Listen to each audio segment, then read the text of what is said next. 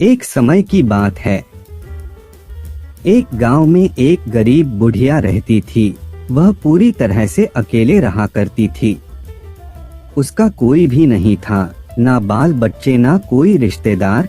सुबह शाम लोगों के छोटे मोटे काम किया करती थी, जिसके बदले लोग उसको पैसे, अनाज या खाने पीने का सामान दे दिया करते थे, जिसको खा पीकर वह अपना जीवन बिताया करती थी।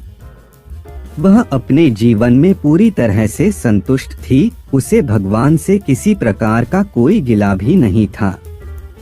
दूसरों के सामान के कारण बुढ़िया का घर पूरी तरह से सामानों से भरा हुआ था। एक बार की बात है, वे अपने घर को खोलकर घर के सामान को धूप दिखा रही थी। समय वहां से दो चोर जा रहे थे। जब उन्होंने देखा कि बुढ़िया के घर में तरह तरह का सामान भरा हुआ है, तो उन्हें बड़ा लालच आया और वे सोचने लगे कि इस घर में तो बुढ़िया अकेली रहती है, क्यों ना हम आकर इसके घर को ही साफ कर दें। माना कि सामान पुराना है, लेकिन कुछ तो पैसा मिलेगा और यह बुढ़िया अकेली हमारा कुछ बिगाड़ भी नहीं पाएगी।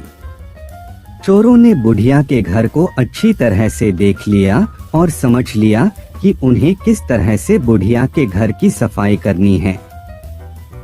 उसके बाद चोर अपने घर वापस चले गए। बुढ़िया बेचारी को सपने में भी यह ख्याल नहीं आया कि उसके घर में भी कभी चोरी हो सकती है, क्योंकि उसके घर में तो खुद के उसके कपड़े तक उसके नहीं थे।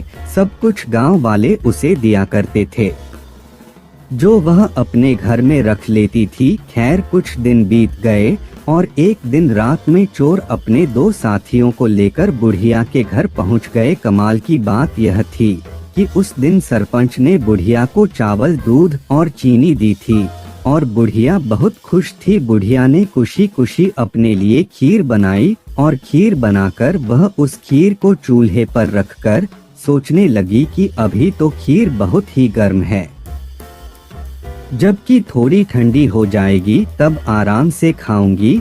और अपने बिस्तर पर लेट गई और खीर के ठंडा होने का इंतजार करने लगी। लेटे लेटे उसे नींद आ गई और वे सो गई और जोर जोर से खर्राटे लेने लगी। चोर बाहर खड़े थे। बुढ़िया के खर्राटे की आवाज सुनते ही उन्होंने सोचा कि चलो अब रास्ता साफ हो गया और अब हम आराम से बुढ़िया का घर साफ कर सकते हैं।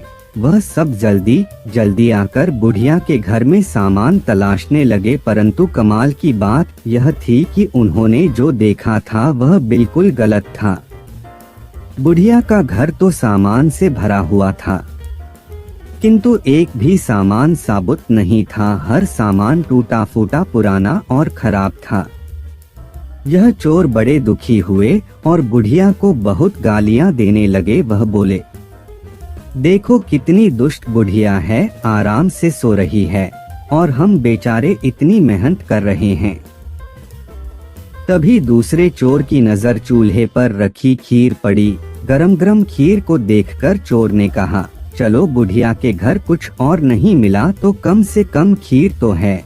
और वह उसको खाने लगे। जब वह खीर खाकर जाने लगे तो उन्होंने थोड़ी सी खीर बुढ़िया के लिए छोड़ दी, किंतु जब उन्होंने बुढ़िया की तरफ देखा तो उसका हाथ खुला हुआ था, जैसे वह कुछ मांग रही हो। साथ ही उसका मुंह भी खुला हुआ था, जिसे देखकर चोरों ने सोचा कि बेचारी बुढ़िया लोगों से मांग मांग कर अपना जीवन बिता रही है, लगता है बहुत थक गई है और खाने के लिए खीर मांग रही है।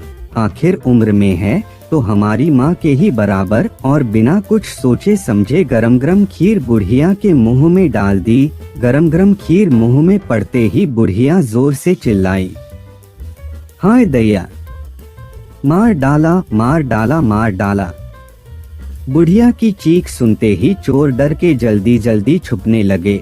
जिसने मुंह में खीर डाली थी वह ऊपर जाकर छिप गया, एक चारपाई के नीचे और एक चारपाई के दाएं। बुढ़िया की चीख सुनते ही गांव वाले बुढ़िया के घर आ गए और पूछने लगे, क्या हुआ माँ? बुढ़िया बोली, मुझे क्या पता, ऊपर वाला जाने। यह सुनते ही ऊपर छिपा हुआ चोर बोला, अरे भला मैं क्यों जानूं, तुम्हारी चारपाई के नीचे छिपा चोर ना जाने। यह सुनते ही चारपाई के नीचे वाला चोर बोला, मैं ही क्यों जानूं, चारपाई के दाएं छुपा चोर क्यों ना जाने। और इस तरह से तीनों चोरों ने खुद ही अपना पता गांव वालों को बता दिया और फिर गांव वालों ने उन्हें पकड़कर खूब पिटाई करी और वापस भेज दिया। उसके बाद से चोरों ने कान पकड़ लिया कि आज के बाद कभी वह चोरी कभी नहीं करेंगे। चोर चाहे जितनी भी कोशिश करे अपने आप को छुपाने की, लेकिन वह फिर भी पकड़ा जाता है।